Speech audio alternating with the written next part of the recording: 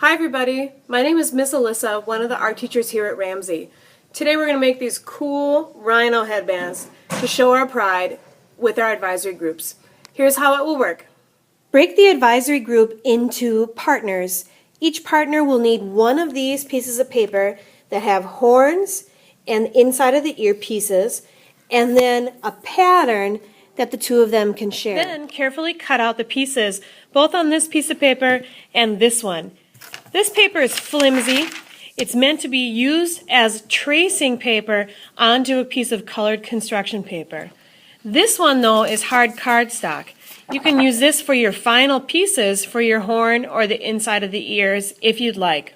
Make sure you also remember to cut out this piece up top, which we will use to adjust for each other's head sizes. While you're cutting out, ask your partner their name.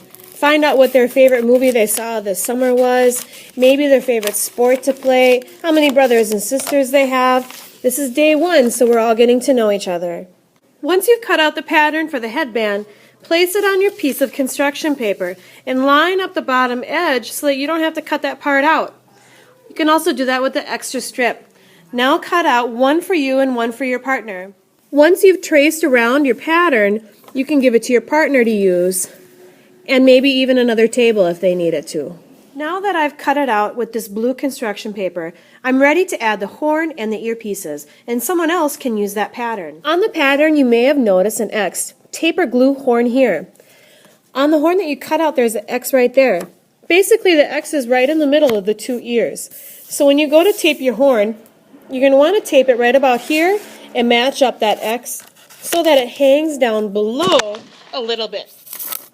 Teachers, you can use tape, masking tape, clear tape, glue stick, or I'm going to try this with white glue. Hold this down, 1, 2, 3, stick for me. Now I'll do the ears. For the ear pieces, you can either use the white paper that you got with the horns, or you can find a scrap, maybe from someone else's headband, and go ahead and trace that ear piece and cut it out of a different color just so that you don't have white again. It's up to you. Adding the ear pieces help the ears stand straight up when you wear this, especially if you have them hang a little bit below the line for the headband.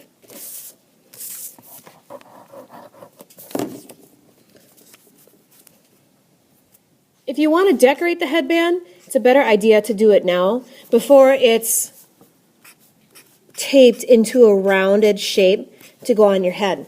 Some people put names on them, some people add fur, some people are putting wrinkles under the ears. Rhinos are really wrinkly.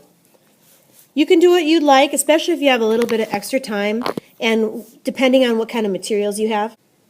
And your teacher may ask you to write your name on a piece of paper. We're going to take photographs and videos with our Rhino headbands, so you could use maybe the back of this extra strip pattern to put your name on it and hold underneath your face when we take your picture. For the last part, you may want some help from a friend. You're going to want to tape the extra strip onto your headband. This part won't work with glue. You'll need tape. And then you want to fit it to your head so that the horn hangs down a little bit. It can be above your eyes so you can see. You can have it be lower if you'd like. And the last part is either have a friend or your teacher or somebody help you decide where to tape it on this side. I'm just going to pull mine off and tape it. I put a little tape on the inside, and then if you want, you can cut off the extra paper that's left over, maybe reinforce it a little bit if necessary, and there you go.